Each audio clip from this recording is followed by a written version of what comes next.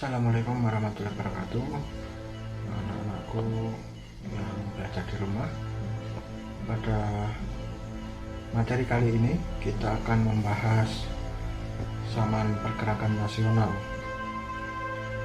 Apa yang Anda ketahui tentang zaman pergerakan nasional? Silakan dipelajari, nanti kita akan bahas juga, yaitu zaman ketika rasa nasionalisme itu mulai muncul. Lahirnya rasa nasionalisme ini sangat penting bagi perkembangan Indonesia pada masa berikutnya. Adapun kemunculan atau lahirnya nasionalisme disebabkan oleh dua faktor, yaitu faktor ekstern dan faktor intern. Jika kalau materi sebelumnya kita mempelajari tentang pergerakan atau perlawanan daerah,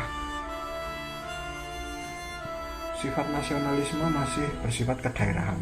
Tapi pada masa zaman pergerakan nasional, maka perjuangannya lebih tertata, lebih birokratif, dan disebabkan oleh adanya rasa nasionalisme. Pertama, faktor lahirnya nasionalisme Indonesia dari faktor ekstern. Satu, yaitu kemenangan Jepang atas Rusia tahun 1905 yang menyadarkan dan membangkitkan bangsa-bangsa Asia untuk melawan bangsa-bangsa Barat. Pada masa itu semacam ada mitos umum bahwa bangsa Barat tidak bisa dikalahkan oleh bangsa Timur. Bangsa Barat bermata biru, bermata pirang itu tidak bisa dikalahkan oleh bangsa Asia. Bangsa Asia, Afrika hanya budak saja. Tapi dengan kemenangan Jepang atas Rusia tahun 1905 menggugah bangsa Asia bahwa ternyata mitos itu salah. Yang kedua, munculnya paham-paham baru di Eropa dan Amerika yang masuk ke Indonesia, seperti liberalisme, demokrasi, nasionalisme, dan sosialisme yang mempercepat timbulnya nasionalisme Indonesia.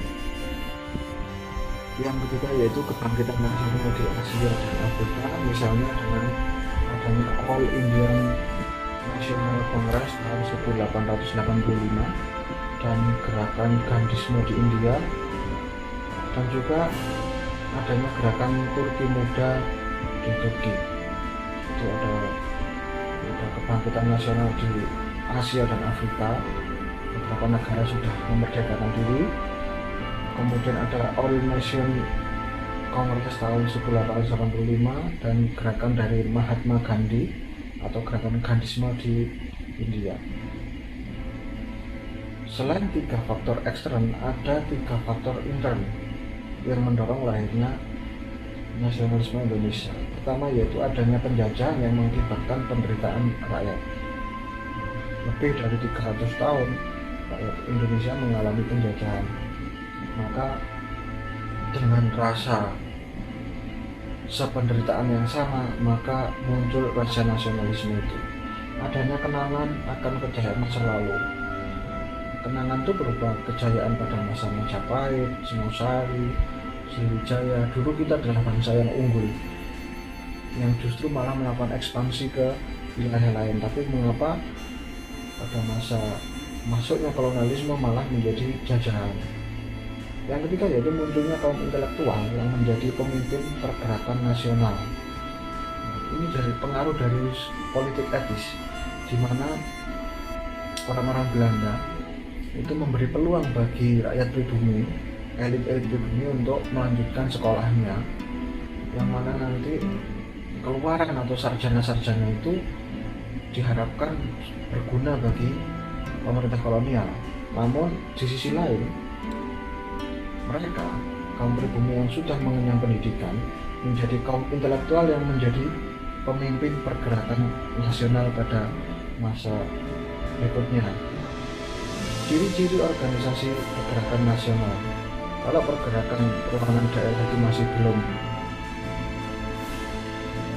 terorganisir, tapi kalau organisasi pergerakan nasional tidak bersifat etnis dan kesukuan, tapi sudah terorganisir.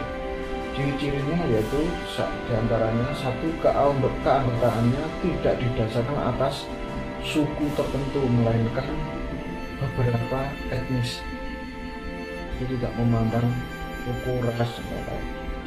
Yang kedua, sebagian besar pemimpin pergerakan nasional berasal dari kalangan terdidik. Hampir semua pergerakan nasional pemimpinnya adalah dari kalangan intelektual.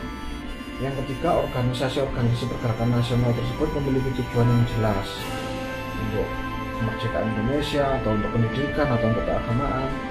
Yang keempat, organisasi pergerakan nasional memiliki paham kebangsaan atau nasionalisme.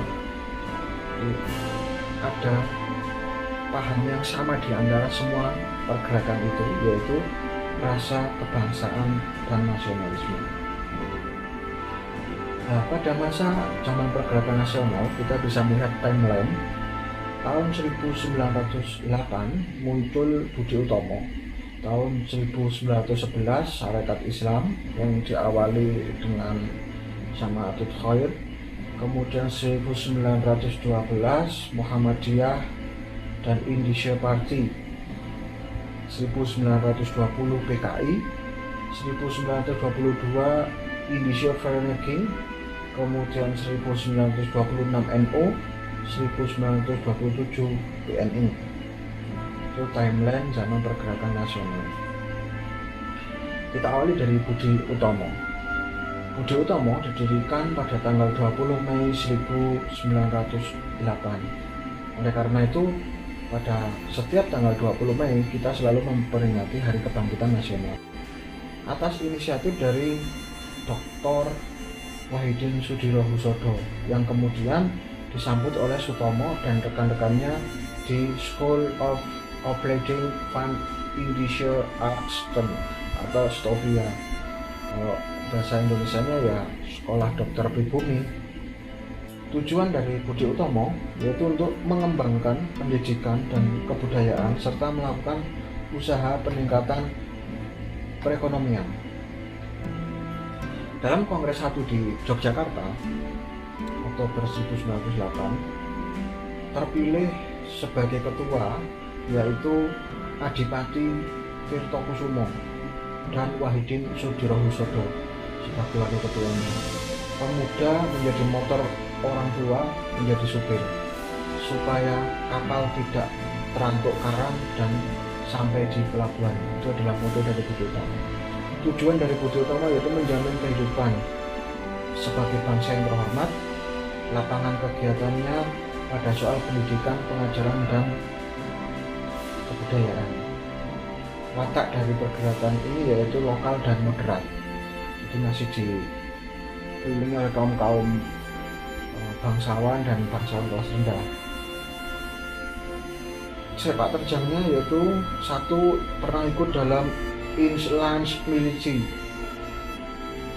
tahun 1915 dengan mengirim Jiwo Sewojo sebagai wakilnya.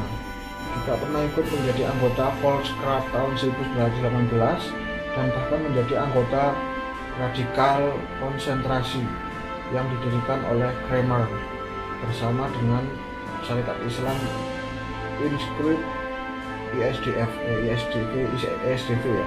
ISDV itu adalah cikal bakal dari Partai Komunis Indonesia. Sebelum menjadi Partai Komunis Indonesia, partai ini bernama ISDV yang menghasilkan November Beloved. Berikutnya itu ikut menjadi anggota P3KI tahun 1927. Karena itu tahun 1928 tujuannya diubah menjadi ikut berusaha melaksanakan cita-cita persatuan nasional. Namanya diganti menjadi Budi Utama dan keanggotaannya menjadi terbuka. Tahun 1935 fusi dengan PBI menjadi Parindra, jadi Partai Parindra. Itu adalah sepak terjang dari Budi Utomo. Secara singkat, tahun 1908 diketuai oleh Tirto Kusumo dari Karanganyar. Cuma pergerakan ini masih terbatas 3 suku saja, yaitu Jawa, Bali, dan Lombok. Jadi Budi Utomo tidak menerima suku selain 3 suku ini. pergerakannya di bidang pengajaran, pendidikan, kebudayaan, serta tidak terlibat politik praktis. Dan pergerakan dari Budi Utomo ini kooperatif dengan pemerintah, artinya sangat bersikap hati-hati dalam mengambil kebijakan.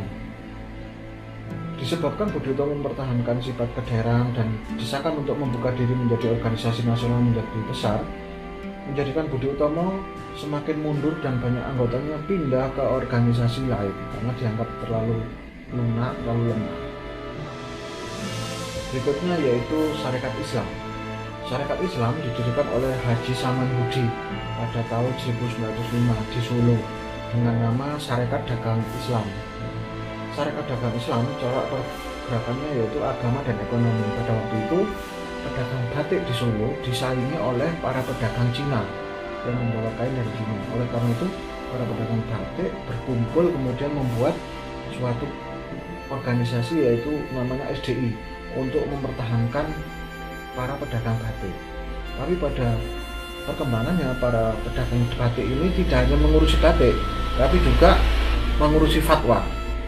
Maka muncullah tanggal 10 September 1912 SDI karena tidak hanya mengurusi dagang, mengurusi fatwa, berubah menjadi Sarekat Islam.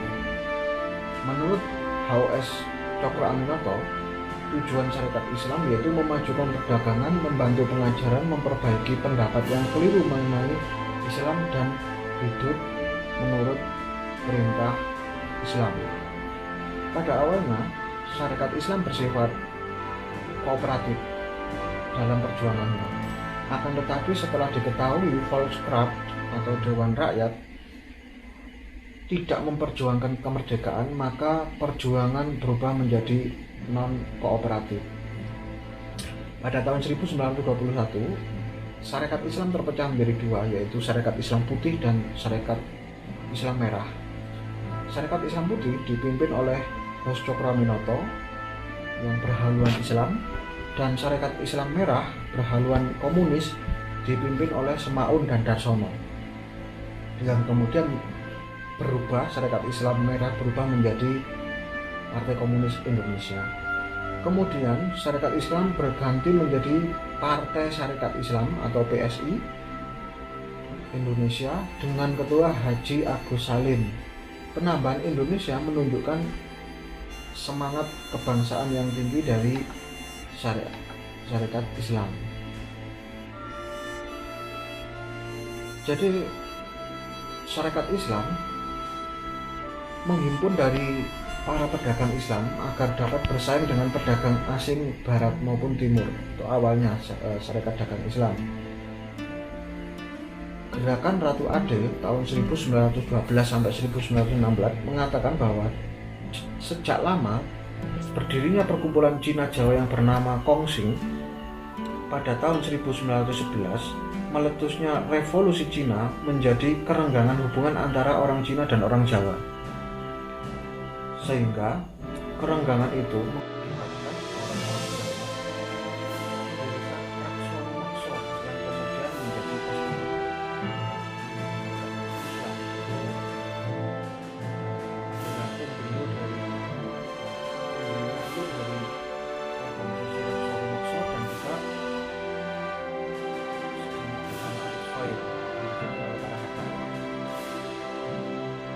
yang kemudian menjadi didirikan oleh Raden Temenggung Tirto Adisuryo di kota Solo. Bagaimana sepak terjangnya? Pertama, perkumpulan tersebut semakin kuat ketika Cokroaminoto memimpin dan mengubah nama perkumpulan itu menjadi Sarekat Islam. Kongres 1 di Surabaya 1914 menyatakan pendiriannya tetap setia kepada pemerintah. Kemudian Sarekat Islam juga mengajukan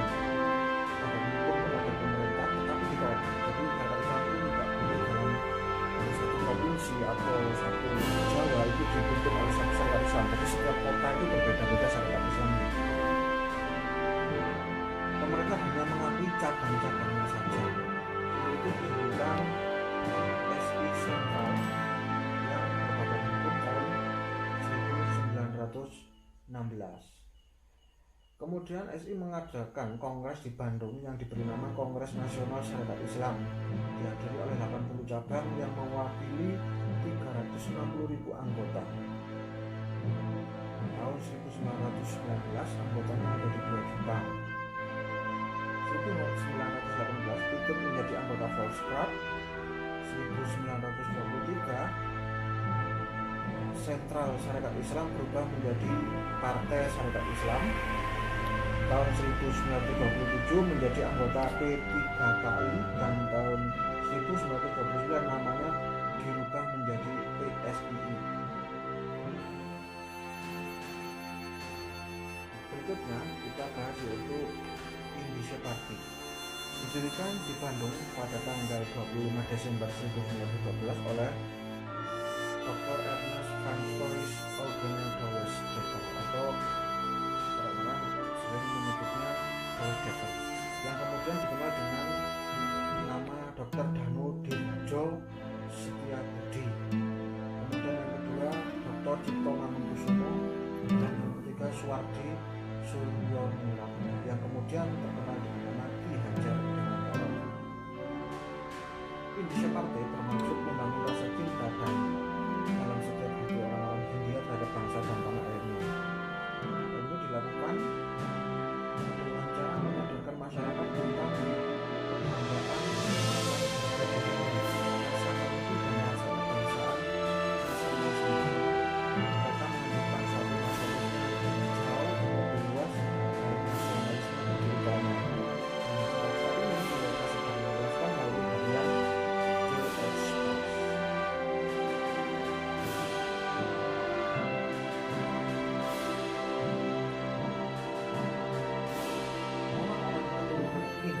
Belanda di Hindia Belanda dianggap lebih rendah oleh Belanda asli. Jadi pendiri dari Indische Party ini adalah orang-orang keturunan blasteran Indo-Belanda. Mereka oleh kaum Belanda dibuang karena dianggap darah campuran. Oleh karena itu keturunan Indo-Belanda ini terdorong membentuk perkumpulan yang tahun 1898 bernama Indische Bond.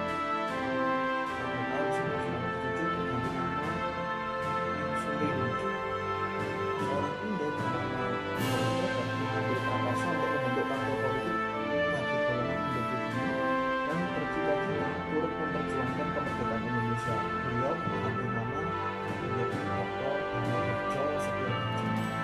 Karena rasa kecintaannya terhadap Indonesia, dia membuang nama Belandanya berganti menjadi nama Jawa.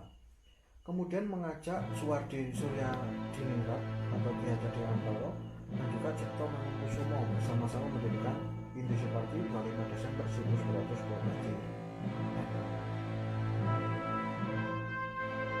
Sepak terjangnya 3 serangkai dengan Indische Party-nya tadi memiliki semboyan Hindia untuk Indios dengan tujuan mempersiapkan kehidupan sebagai bangsa yang merdeka.